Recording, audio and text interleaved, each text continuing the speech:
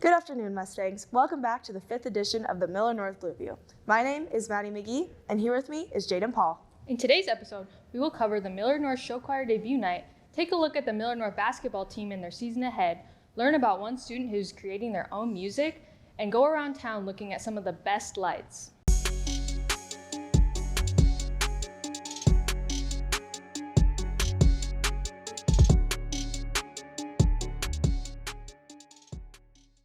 With competition season around the corner, Blueview reporters Maritika Mukherjee and Grace Vidlak took a look at how the Miller North Show Choir groups are preparing for their upcoming performances. Hair, makeup, and colorful dresses ready.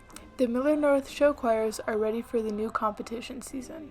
Show choir competitions require waking up early, making sure you look good for the day, presentable. We always wear business casual, and then we get on a bus early in the morning and travel to our competition, and we're there all day for prelims and finals, and we perform our show, and then we watch our other group shows and support them and just hang out and have a lot of fun. With 3 different show choir groups, each group has a different and unique theme for the year. This year our theme is Icarus. It's about like this Greek myth. We have a couple songs. They're not really well-known songs, but they really add to the show, and I think it really benefits the show. Our show is Freaky Friday, about moms and daughters and how their relationship changes over time. And we are singing Perfect Day, Misery Business, Complicated, Both Sides Now, and Ultimate. Our show theme is Pompeii. Our songs are A New World, Lovely Day, a mashup with Good as Hell, and then There's No Tomorrow, Mambo Italiano mixed with Abalati, and then our closer, which is Turned to Stone. There's more to competitions and performances than just the groups on stage. The band also plays a large part in bringing the show to life. It's definitely a big part of the whole thing. We have to stay in time and really know our music, so then we can back up the choir. And usually during competitions, we're a lot more serious behind the choir. For many performers, the show choir isn't just about the trophies and competitions.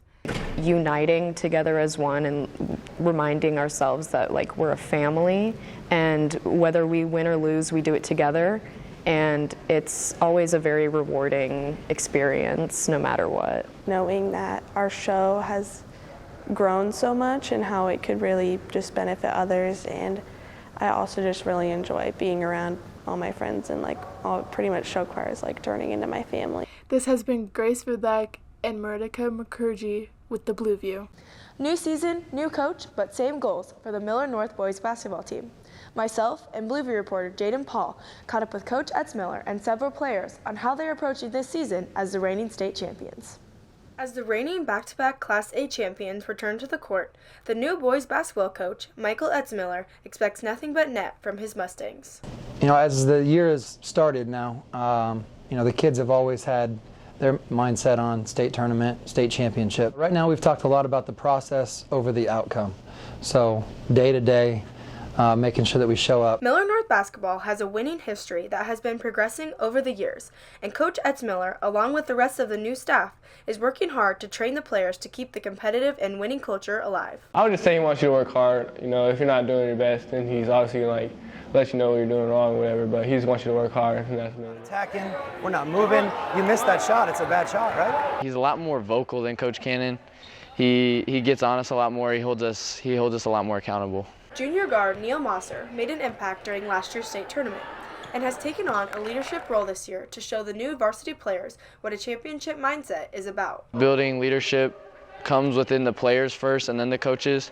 The coaches set an example for us, and we have to spread it throughout the team because we can't play as one individual. We have to play all as a team. It's good to have good leadership because that's what helps win. If we don't have nobody talking or leading, then nobody knows what they're doing. Although Coach Cannon has left and a new coaching staff has taken over, the boys work to keep the team chemistry that has been building throughout the past few years. We got a lot of new transfers and a lot of new players like me and Neil and Cam, and Derek and Luke are the only ones that have been like on the team, so everybody else is new. Bringing in Coach Etz, I feel like he's tried to keep the same culture, like a winning mentality and a team together mentality. So I feel like the culture hasn't really changed all that much. Good hustle! Fellas, that's where we got to have, all right? Could have easily shot that 3. It's a great drive. Get on balance, get fouled, go to the line. Both Coach Etzmiller and the players have high hopes for the season. Many goals were and are still being set as the expectations to hold the trophy above their heads again grows. I'll just say to win state. That's been my goal since day one. Just want to win 3 in a row. You know, the goal would be to make it nationally known. I think we've put ourselves on the map as one of the best programs in the state.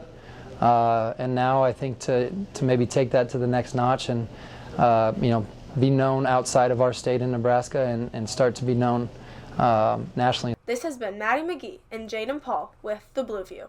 Around the school, many students are pursuing their own personal passions every day, and one student has taken that to the next level.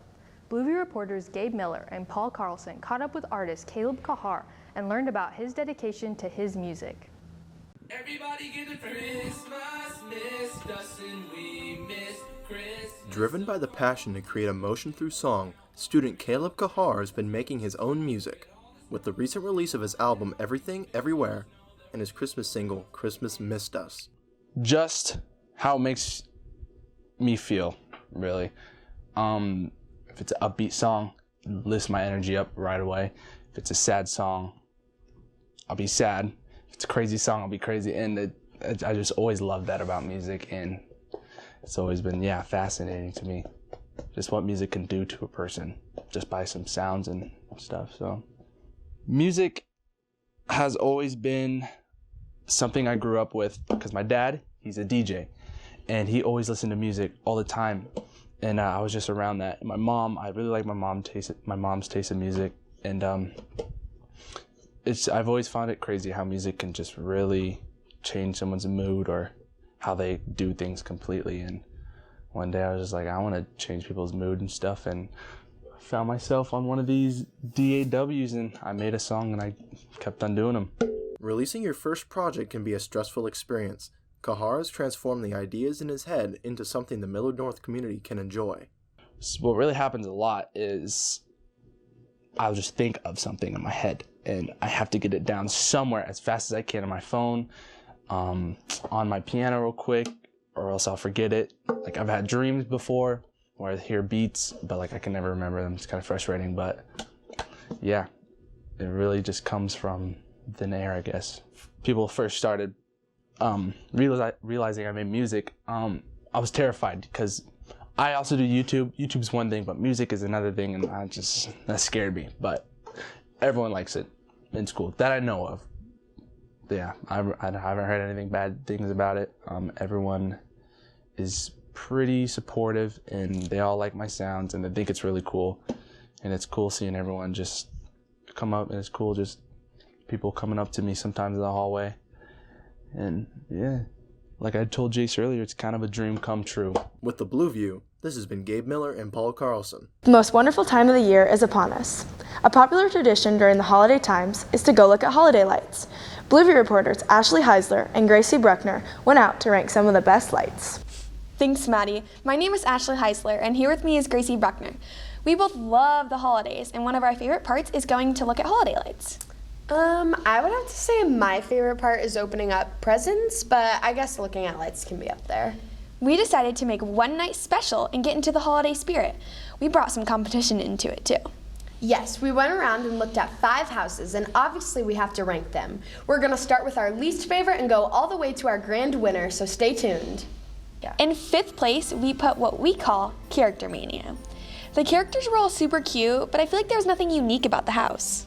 I would definitely have to agree. I think the effort was there, but I'm missing the actual Christmas lights. You could tell that over the years that they had added some things, so I think that that's pretty well done. Next, in 4th place, we have red, white, and green. This truly puts you into the Christmas spirit, but I feel like they kind of played it safe with the color scheme. I really liked this one, but I wish that there were more variety in the lights, but it still brings you more into the Christmas spirit. In 3rd place, we have Movie Marathon. I thought something that's really special about this house is that you can connect to one of the local radio stations that goes along with the lights. I loved how we got to stay in the warmth of our car but still had interaction with the lights. When we drove by, the movie Elf was playing, and that's my favorite, so I might have some bias towards this house. With a close runner-up, we have Gingerbread Land. We liked the creativity with the Christmas trees in the front yard and the homemade gingerbread people. I really liked the arch over the driveway. I think it helped give the house character. I agree. I thought it was well put together, and they made it look like a real gingerbread house. In first place, we have Winter Wonderland. This was our favorite house of the whole night. Seeing the lights wrap around the whole yard was amazing, and the color variation was really well put together. My favorite part was the gate and how it was lit from top to bottom. That was pretty cool, but I liked how there were different scenes set throughout the whole yard. There are many good houses out there, but in our opinions, these were the best. So you should plan a night with your family and friends and make this a new tradition. Thanks for watching, Mustangs. We hope you have a wonderful winter break.